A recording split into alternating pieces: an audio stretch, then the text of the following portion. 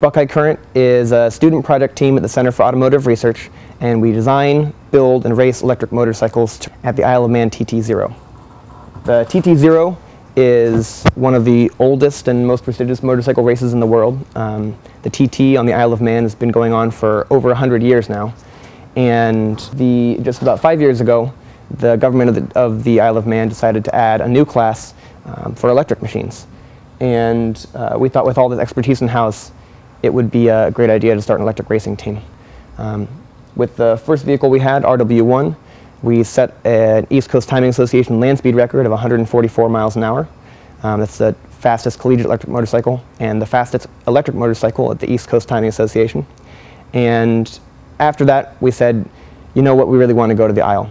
And so last year's effort, RW2, was built on this same frame, and we went over there last year and took third place, which is very surprising even to us. We're competing against some of the top teams in the world. We were competing against professional teams that have multi-million-dollar budgets, and some of these machines have world-class riders and top-tier components all over. This year we've been reworking the vehicle from the ground up. We're using the same frame, the same batteries, and the same powertrain.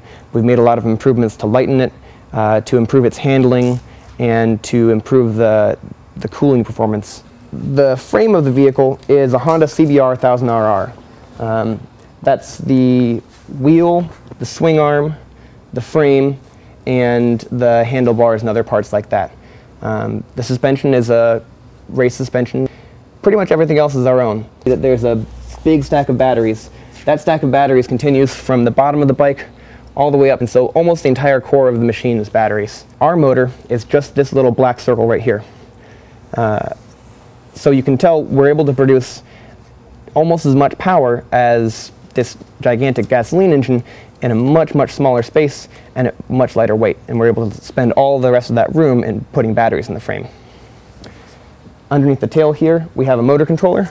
This motor controller comes from a company in Australia who've been really helpful in working with us and developing our electric drivetrain. All of the electronics, all of the displays, all the software is written by students, designed by students, and built by students.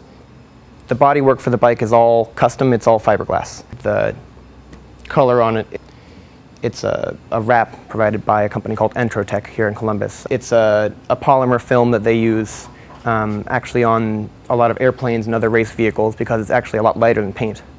So this year we hope to come back, take a podium finish again, and keep our position as the fastest collegiate electric bike.